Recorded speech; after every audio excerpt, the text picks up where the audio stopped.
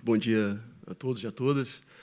É uma satisfação, uma honra poder estar aqui nesse painel tão relevante. Queria agradecer o convite ao presidente do Cine Telebrasil, Levi, ao presidente da Telebrasil, Luiz Alexandre, e também ao Samuel, porque é sempre muito gentil, muito afável, nos prestigia continuamente. Queria cumprimentar todas as autoridades presentes, os conselheiros da Anatel aqui, vejo o conselheiro Emanuel, secretário Paulo Webel, parabéns pela palestra, e diria, secretário, que a Anatel tem encontrado no Ministério da Economia um grande parceiro para falar da importância que tem a infraestrutura de telecomunicações para a transformação digital no país. Secretário especial Carlos da Costa, secretário Caio Megali, secretário adjunto Igor Calvé, enfim, eu poderia citar aqui vários nomes, como o secretário Paulo Webel, que tem compreendido as mensagens que temos passado. Ainda alguns dias atrás, falávamos que, se queremos as externalidades positivas que decorrerão da internet das coisas, é preciso endereçar a questão do Fistel. E o Ministério da Economia, nessas conversas, tem compreendido e essas mensagens têm reverberado. Mas, bom, sem dúvida nenhuma, um dos temas aqui que permeia o painel Telebrasil de 2019, de uma forma intensa e transversal, e imagino que entre as mais diferentes e diversificadas sessões, é a transformação digital. E nem poderia ser diferente. São muitas as reflexões que nos são cada vez mais apresentadas em um ambiente global continuamente interconectado, hiperconectado, interligado, interdependente, né? E, nesse contexto, existem algumas relações de dependência que não podem ser ignoradas, que não podem ser, evidentemente, olvidadas. Uma estratégia, uma agenda digital, ela depende de conectividade. É a conectividade que liga a uma estratégia digital. E não há conectividade sem infraestrutura de telecomunicações. Portanto, eu digo que a infraestrutura de telecomunicações é o pilar principal para a transformação digital do país. No ano passado, foi lançada uma robusta e bem trabalhada estratégia brasileira para a transformação digital, salvo engano, o decreto de março do ano passado, e aqui o secretário também apresenta várias iniciativas importantes para isso. Essa estratégia digital ela é composta por uma centena de ações que visam impulsionar a digitalização da economia brasileira, preparar o país para uma sociedade baseada em dados, um mundo com bilhões de dispositivos conectados, além de governo, de sociedade ou de democracia digital. Agora, colocar tudo isso no papel certamente foi a parte mais fácil. O verdadeiro desafio reside em dar concretude a esses objetivos de política de transformação digital. E, novamente, é por isso que eu ressalto a importância da infraestrutura de telecomunicações. Mas, mais do que conectividade, é preciso conectividade digital e, portanto, é preciso que a banda larga, que isso não seja apenas um discurso, mas que a banda larga efetivamente esteja no centro da política pública no Brasil. E aí, para isso, é preciso discutir formas de destravar investimentos em banda larga no nosso país. E a Anatel, no âmbito das suas competências, ela não está alheia, e nem poderia sê-lo, a esse contexto. Se o 4G mudou a vida das pessoas, o 5G remodelará a sociedade e a forma como interagimos, como produzimos, né? Não se trata aqui apenas de um aumento de velocidade, conforme ocorreu na transição da tecnologia 3G para 4G. Aliás, é quase um pecado considerar a tecnologia 5G simplesmente como uma tecnologia móvel, né? Afinal, não se trata apenas de mais um G, mas de uma plataforma guarda-chuva que envolve várias tecnologias suportadas por uma rede flexível que muitas vezes se autoconfigura dinamicamente. E eu imagino que ontem deve ter sido discorrido como, né, o 5G significará o redesenho da cadeia de valor, da indústria, inclusive, e como as tradicionais vantagens comparativas de alguns países em termos fabris podem ser questionadas a partir disso, abrindo oportunidades para países como o Brasil, cuja participação da indústria no PIB hoje é de 12%, quando já foi mais de 20%. Né? Então, essas tecnologias, como dito, envolvem não apenas maior throughput de dados, maior vazão de dados, e aí permitindo aplicações como realidade virtual, realidade aumentada, envolve também o principal gateway da internet das coisas no mundo. Falamos de uma quantidade, uma densidade de dispositivos muito superior ao que é o 4G. No 4G, estimam-se 10 mil devices por quilômetro quadrado, enquanto no 5G a gente vai para uma dimensão de 1 milhão de devices conectados por quilômetro quadrado. E também para aquelas aplicações que exigem baixa latência, que exigem alta confiabilidade, né, para suportar algumas aplicações críticas. E os potenciais, então, dessa tecnologia são muitos, e, a bem da verdade, muitas vezes a gente nem conseguiu ainda entender quais serão essas principais aplicações, porque, afinal de contas, também as pessoas não usam as tecnologias apenas da forma como os engenheiros as concebem. Né? Então, diante desse cenário que eu tentei sumarizar, é preciso revisitar, no âmbito das nossas competências, a forma de gerir e administrar o espectro radioelétrico, por exemplo. As redes de 5G, elas certamente impactarão a forma de planejamento e de organização desse uso desse recurso escasso. E o que a Anatel tem feito em relação a isso? Primeiro, vários aspectos técnicos da regulamentação foram remetidos para atos da superintendência, de forma a evitar todo o custo, todo o caminho necessário, porém, em termos de tempo custoso, que passa a revisão regulamentar. Exceto, por óbvio, tudo aquilo que envolver política regulatória em termos de espectro, ainda passa pelo Conselho Diretor. Nós revisamos a regulamentação relativa ao PP-Duro, que diminui o custo de acesso ao espectro. O tempo de outorga foi diminuído bastante com a implantação do Mosaico. O Mosaico é uma grande referência para toda a administração pública, assim como o sistema eletrônico da Anatel. E aqui eu faço aqui um registro de público parabenizando o Iroá, você está presente e toda a sua equipe pela implantação do Mosaico, grande responsável por isso.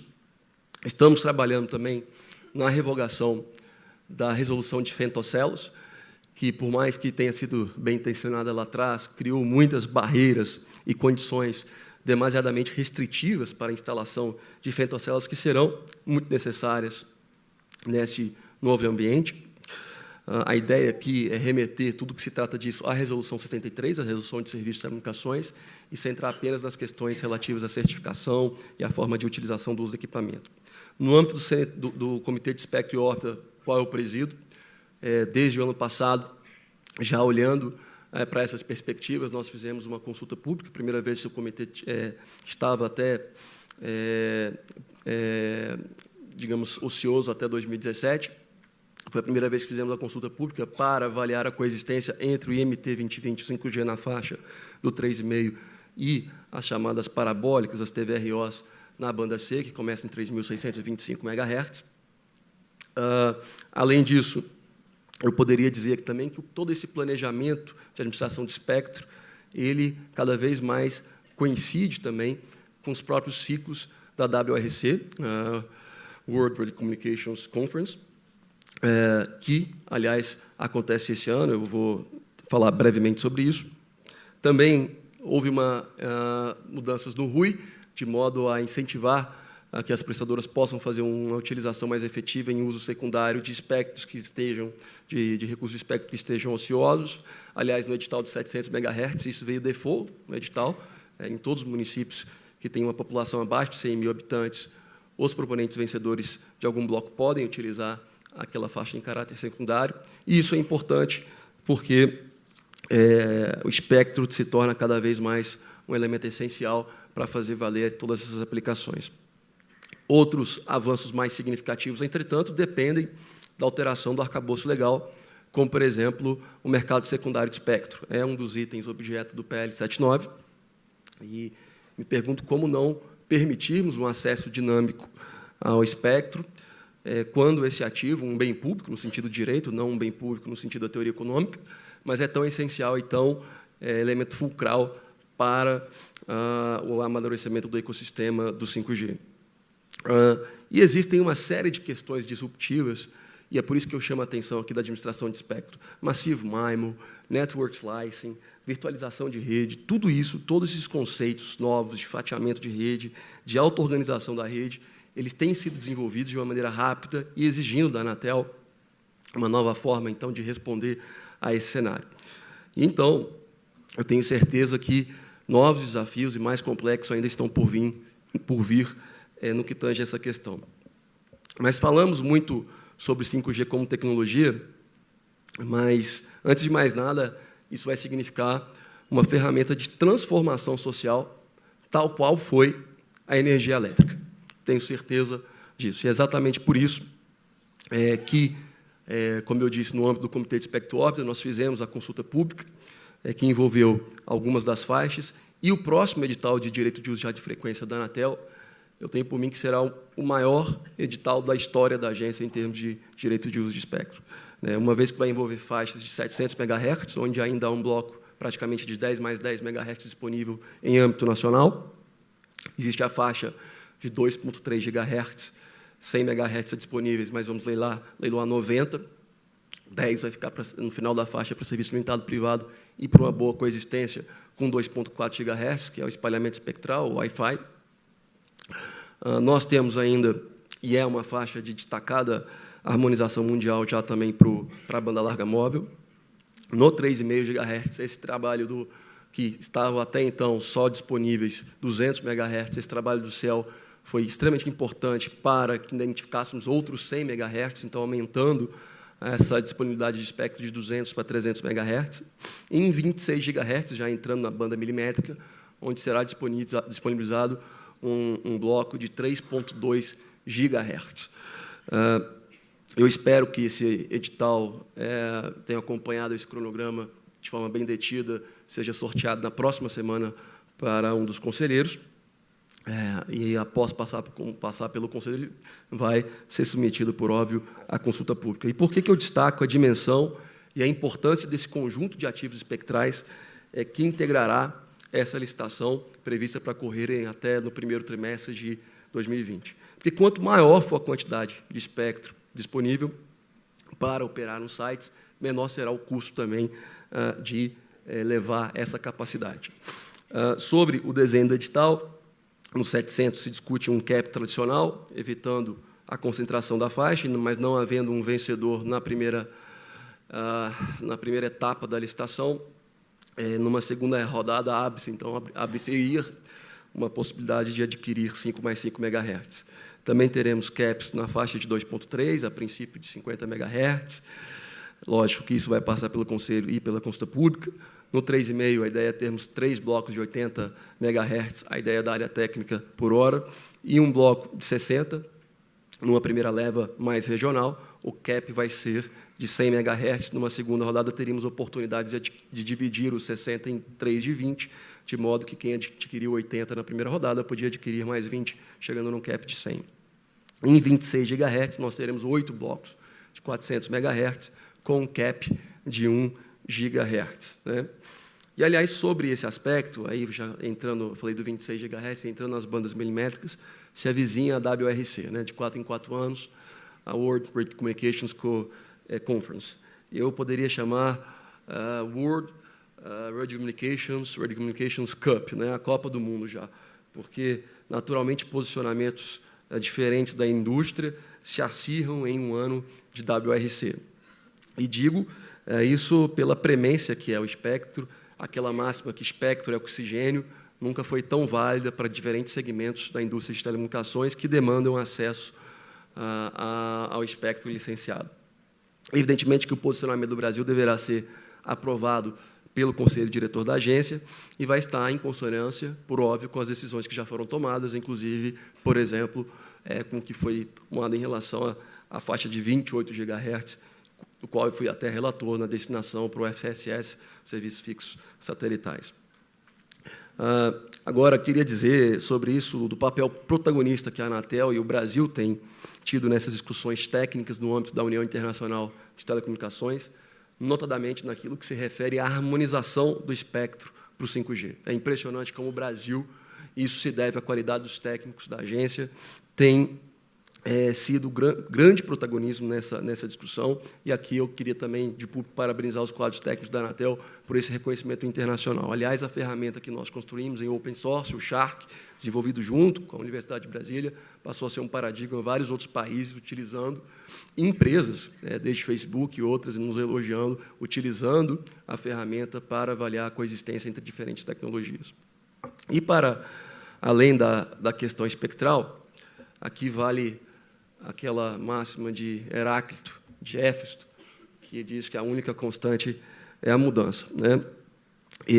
Então, sobre o que nós temos fazendo em relação a algumas mudanças, é que esses próximos leilões contemplem também a previsão de compromissos de investimento, notadamente naquelas áreas que são identificados gaps de infraestrutura, e com esses gaps nós não conseguiremos chegar, inclusive o governo, chegar até essa população através dos meios digitais.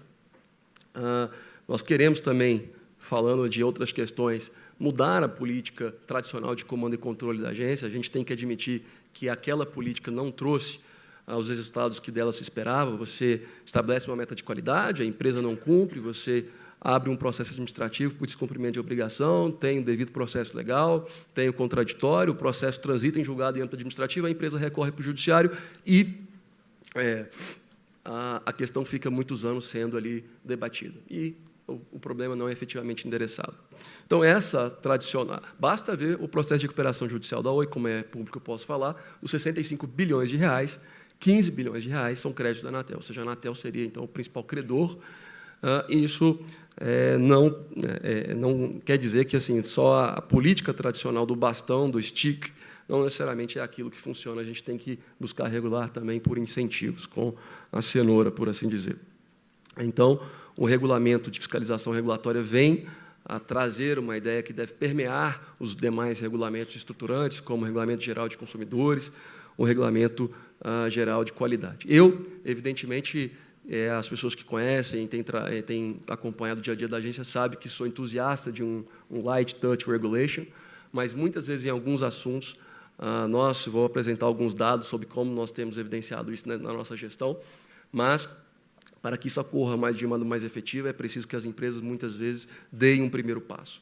Falava justamente sobre isso com o chairman da nossa contraparte ou da nossa agência análoga nos Estados Unidos, na FCC, o Ajit Pai, e ele concorda que, muitas vezes, também, como na questão, por exemplo, dos robocalls, do telemarketing, as empresas precisam dar um primeiro passo para que seja evitado uma regulação. Acho que a autorregulação no setor bancário funciona, a gente precisa fazê-la funcionar com mais efetividade também no setor de telecomunicações. No que tange também a diminuição da carga regulatória, é um alvo, mas também a diminuição da complexidade regulatória, né? E essa foi uma outra diretriz dada para a área técnica, e na atual composição do Conselho Diretor foram revogadas, desde janeiro, 173 resoluções. 6 resoluções apenas foram expedidas. Então, enquanto signatário das resoluções expedidas pelo Conselho Diretor, o meu saldo, portanto, é de menos 167 resoluções. Não estou dizendo que eu quero zerar o meu saldo. Aqui eu faço um especial agradecimento a todos os membros do Conselho Diretor, que têm feito um enorme esforço para que nós tivéssemos tido esse resultado. E essa revogação das 173 resoluções representa quase 50% de todas as resoluções que já foram revogadas na agência. E eu faço essa menção porque nós temos que, efetivamente, focar na resolução daquilo que é importante, que traz os resultados esperados, e diminuir, sim, essa complexidade regulatória, até para que aqueles diferentes atores da cadeia de valor que queiram investir no Brasil tenham melhor compreensão e mais fácil compreensão das regras regulatórias, das regras aqui aplicáveis. E eu destaco esse ponto porque, já diria Clarice Lispector, que ninguém se engane, né? Que ninguém se engane, só se consegue a simplicidade com muito trabalho. Eu já escrevi um artigo e publiquei quando a Anatel completou 20 anos, que seria apenas com um entendimento, digamos, alicerçado em messianismo regulatório, a gente poderia acreditar que nós endereçaríamos todos os problemas do mercado. Então, a nossa missão institucional não se cumpre sozinha, e, por isso, eu tenho, na condição de presidente do Conselho Diretor, contado com a colaboração dos demais conselheiros para nós interagirmos também, do ponto de vista institucional, de uma maneira mais intensa, sejam com os prefeitos das capitais, para levar a mensagem da importância de ter legislações e práticas menos restritivas à instalação de antenas, porque isso prejudica cobertura, isso prejudica qualidade. Temos conversado também com governadores sobre a questão do ICMS, e sempre também entendendo o contexto fiscal desafiador, mas eu entendo que esse trabalho a gente tem envolvido o setor privado, porque, como muito bem disse o secretário Paulo Webel, a coexistência dos interesses público e privado, o ganha-ganha é possível e deve ser perseguido. Quero fazer um registro, por exemplo, como provimento de exemplo, nós temos feito um grande trabalho com o setor satelital aqui para diminuir o valor da Fistel aplicada às chamadas VSATs. Secretário, as VSATs são pequenas antenas de recepção satelital do tamanho de uma pizza brotinho. Hoje, o Fistel, aplicado a essas antenas, a taxa de fiscalização de instalação é de R$ 200 e todo ano paga R$ 100. Nós mostramos, através de um modelo de regressão em 2 estágios, nada muito complexo, o IPEA, inclusive, publicou, também meu tempo acabou, que se nós reduzíssemos isso para R$ 26, de 200 para 26, de 100 para 3, nós temos, inclusive, um ganho tributário ao longo de 10 anos de 2 bilhões. Então, com base nesses dados que nós temos apresentado propostas, existe projeto de lei nesse sentido, e nós precisamos contar, evidentemente, com o Ministério da Economia para destravar esse tipo de pauta. Nós enviamos também uma carta para o presidente do Senado Federal, não vou aqui detalhar todos os assuntos que nós entregamos para o presidente Davi Alcolumbre, que é pública, mas destacando entre eles o PL 79 de 2016, acho que muito já foi dito sobre isso, inclusive por mim, então aqui me abstenho aqui de falar muito sobre isso, mas se reformas macroeconômicas, como, sobretudo, a reforma da Previdência, são importantes, mas, como dizem alguns economistas, é uma condição necessária, mas não suficiente para a retomada do crescimento econômico. É preciso também reformas microeconômicas, a reforma tributária, por exemplo, mas que efetivamente proporcionem ganhos de aumento de produtividade. Porque sem ganhos de aumento de produtividade, nós não temos crescimento econômico sustentável. E o PL 79 é a principal reforma microeconômica do setor de telecomunicações, desde a sua desestatização ocorrida no final da década de 90. Temos também falado sobre FUST, sobre a possibilidade, através do FUST, do setor de telecomunicações, de contribuir ainda mais com o crescimento econômico, desenvolvimento econômico. E, se não utiliza o FUST, quem paga no final sempre é o usuário, e significa, então, a não utilização do FUST simplesmente hoje uma barreira de entrada ou de fruição ao serviço. Nós passamos uma década falando sobre a necessidade, ou mais de uma década, de travar o FUST, mas também nós precisamos pensar numa discussão mais estruturada sobre utilização para quê. E a Anatel, através do PERT, que deve ser aprovado, está pautado nessa semana, na reunião de quinta-feira do Conselho Diretor, deve subsidiar a política pública, o Ministério, com isso. Porque já não adianta mais, até pelo que foi apresentado pelo secretário Paulo Webel, falar de inclusão social desassociada de inclusão digital. Eu, nesse contato agora com a Agitpai, queria deixar um número para a reflexão de vocês, perguntando sobre os mecanismos de utilização de universalização dos serviços de telecomunicações nos Estados Unidos. Secretário, desde 2001, nós arrecadamos em valores nominais, no FUST, aproximadamente 22 bilhões de reais. Se trouxéssemos isso a valor presente, por algum índice qualquer, isso daria algo na ordem de 33 bilhões de reais. Só ano passado, os Estados Unidos aplicou 8,3 bilhões de dólares em fundos de universalização, em projetos relacionados a isso. Um país que tem uma estrutura mais robusta. Então, esse dado deve trazer a nós uma reflexão sobre como fazer isso, como interessar essa discussão de uma maneira mais efetiva. E eles lá têm estimulado não apenas a oferta, mas também a demanda.